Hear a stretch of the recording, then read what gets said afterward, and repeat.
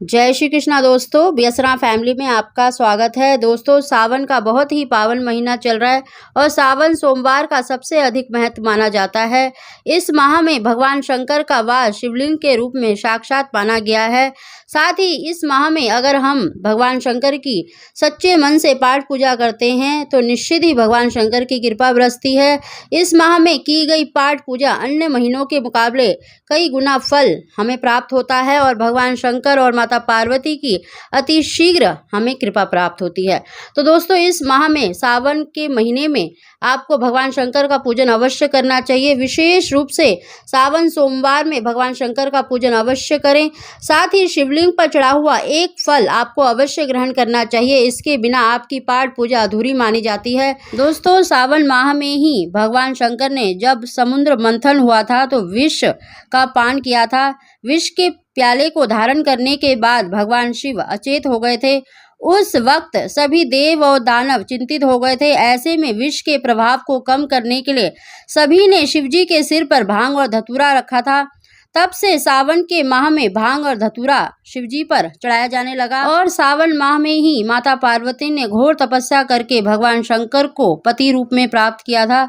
तब से शिवलिंग पर भांग और धतूरा चढ़ाया जाने लगा और इस माह को भगवान शंकर को सबसे ही प्रिय माना जाता है।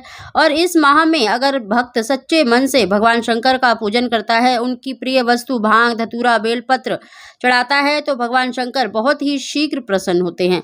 साथ ही दोस्तों, अगर आप सावन का व्रत करते हैं तब भी, अगर आप व्रत नहीं भी करते तब भी शिवलिंग पर चढ़ा हुआ एक फल आपको अवश्य ग्रहण करना चाहिए।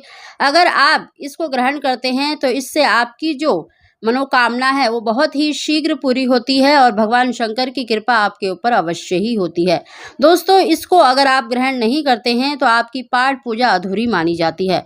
तो चलिए दोस्तों, जान लेते हैं वो क्या वस्तु है जिसको ग्रहण करने से भगवान शंकर की कृपा प्राप्त होती है। दोस्तों, सावन सोमवार का अगर आप व्रत करते हैं तब भी आपको ये वस्तु अवश्य ग्रहण करना चाहिए। जिस समय पर आप फलाहार करते हैं या व्रत का उद्यापन करते हैं उस समय पर आप इसको ग्रहण कर सकते हैं।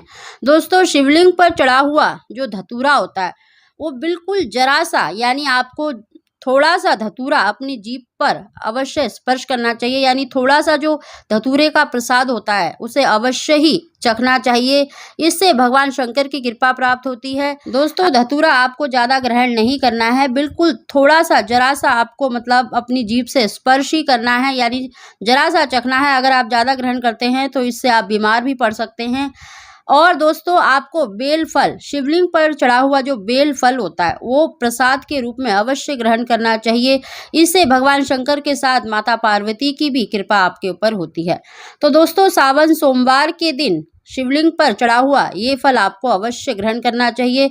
इससे भगवान शंकर की कृपा आपके ऊपर अवश्य ही होती है। तो दोस्तों, अगर आपको हमारी जानकारी वीडियो पसंद आई हो तो इसको लाइक शेयर जरूर करें। आप सभी को जय श्री कृष्णा।